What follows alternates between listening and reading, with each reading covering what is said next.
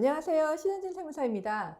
오늘은 신입 직원을 위한 법인 결산에 대해서 준비를 해봤는데요. 저희가 이제 민지를 위한 법인 결산을 준비해 보려고 합니다. 그래서 민지는 어떤 대상인지 먼저 살펴볼게요. 민지는 전산 회계 1급, 전산 세무 2급 자격을 취득했다. 그러니까 기본적인 차대변을 알고 있고 이게 자산인지 부채인지 파악할 수 있는 능력이 있죠. 그리고서는 이거 업무가 익숙해질 때까지 알려주는 선배가 없다. 아, 선배가 없군요. 그러면은 혼자서 막 여러 가지 자료를 찾아보고 왁캠퍼스 수업도 듣고 해서 헤쳐나가야겠죠. 그리고 세무사님이 잘 알려주실 것 같았는데 영업 다니시느라 사무실에 거의 안 계신다. 아, 우리 민지를 위해서 한번 결산 준비해 보겠습니다. 여러분도 같이 성정해 보시길 바랍니다. 강의 목차를 살펴보시면은 이렇게 저는 준비해 봤는데 저는 원래 이것만 준비를 하려고 했는데 여러분들 선배님들께서 이 신입들은 기초를 모르니 결산을 위한 기초를 같이 준비해 주셨으면 좋겠다고 해서 기초까지 한번 준비해 봤습니다. 먼저 결산을 위한 법인세 기초 한번 살펴볼게요. 민지가 있는데 아직은 조금해요. 그렇죠? 민지는 아직 조금이 민지인데 우리 같이 성장을 한번 시켜볼게요. 다음으로 먼저 법인세 전반적인 기초 개념을 살펴볼게요. 법인세란 법인이 일정 기간 동안 벌어들인 소득에 대해서 과세하는 조세이다. 그러면 소득세는 뭐예요? 소득세는 개인이 벌어들인 소득에 대해서 과세하는 조세죠. 그래서 소득세는 어떤 개인이건 간에 항상 5월에 신고를 합니다. 그 다음에 성실은 6월이죠. 그런데 제가 여기 밑에도 적어놨지만 법인 같은 경우에는 모든 법인이 3월에 신고하는 건 아니에요. 모든 법인이 3월인 건 아니고 3월이 아닌 법인도 있어요. 그거에 대해서 뒤에 제가 좀 이론적인 설명을 드리려고 합니다.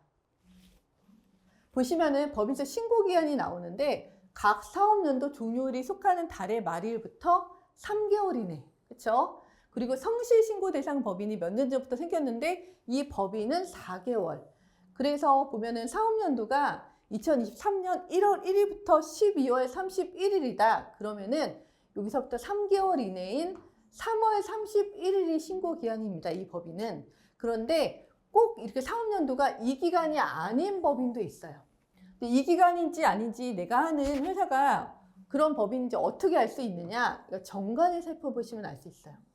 법인 정관을 살펴보시면은 이 회사의 사업연도가 나와 있는데 어떤 법인은 예를 들어서 학교법인이다 그러면 3월부터 2월까지가 1회계기간이에요. 그러면 이 법인 같은 경우는 5월 31일까지가 법인세 신고기한이겠죠. 그래서 여러분들이 사업연도를 먼저 한번 살펴보셔야 합니다. 그래서 우리가 이번 시간에 준비한 회사가 신설법인이에요. 근데 신설법인 같은 경우는 처음에 일기 설정이 되게 중요한데 일기 설정이 설립 등기일부터 설정이 돼야 돼요. 왜냐하면은 내국법인의 최초 사업연도 개시일은 설립 등기일로 합니다. 그래서 설립 등기일로 하기 때문에 정관상 사업연도가 1월 1일부터 12월 31일이더라도 우리는 설립 등기일부터 12월 31일까지 이 기간을 일기로 설정을 하셔야 되고 2기에는 그대로 정상대로 설정을 하시면 됩니다. 1월 1일부터 12월 30일까지 설정을 하시면 되고 그래서 만약에 이거를 1년으로 설정했다 그러면은 법인세가 달라져요. 그래서 프로그램 설정에 주의하셔야 되는데 우리 프로그램 제가 캡처해 봤습니다. 그래서 보면은 이쪽에다가 1기 2023년 4월 20일 이 날짜를 적어 놓으셔야 되고요. 이 날짜를 입력을 하게 되면 여기에 1년 미만 법인이라고 이렇게 뜨게 됩니다. 그래서 이거에 맞게 우리가 법인세 신고하고 이렇게 되면 이제 세액 계산이 달라지고 이렇거든요. 이거는 정말 주의하셔야 돼요. 그래서 내국법인의 최초 사업연도 개시일은 설립 등기일로 한다. 그리고 제가 여기다가 법인 설립 전 지출액 입력 누락 주의 이렇게 적어놨는데요. 제가 몇 년 전에 저희 직원이 실수한 거를 좀 최근에 발견했어요. 이 법인이 이때 설립돼 가지고 법인 통장이 거래 내역이 여기밖에 없는 거예요. 근데 그래서 직원이 여기까지밖에 입력을 안 해놓은 거예요. 근데 신설법인 같은 경우에는 통장이 법인이 설립돼야지만 통장이 만들어질 수가 있거든요. 그래서 이 기간에 뭐 설립 등기 법무사님 비용도 드리고 그 다음에 세금도 내고 뭐 이런 거래 내역들이 있을 거예요. 그래서 이거는 아마 개인 통장을 쓰시거나 아니면 현금을 쓰시거나 그러거든요. 그러면 이 자료까지 받아서 이 설립한 날짜에 다 입력을 해줘야지, 그래야지 이 회사가 비용을 놓치지 않고 다 입력이 되는 건데, 신입 직원들이 같은 경우에는 이 거래를 누락하는 실수를 합니다. 그래서 여러분들은 이걸 꼭 체크하셔가지고 입력을 하셔야 합니다. 그 다음에 이제 세무조정이란 어떤 건지 살펴볼 건데요. 제가 이거를 여러분들한테 설명을 드리는 이유는 이게 정말 우리한테 중요하다는 걸 알려드리기 위해서요.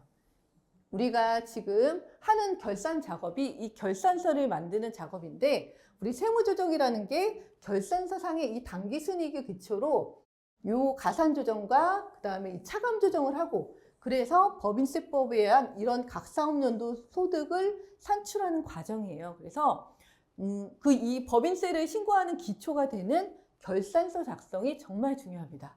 결산서는 수익에서 비용을 빼고 그래서 당기 순이익이 산출이 되는 거죠. 그래서 여러분들이 이 개념을 알고서 결산서를 되게 잘하는 게 되게 중요하구나, 이거를 깨달으셨으면 좋겠어요.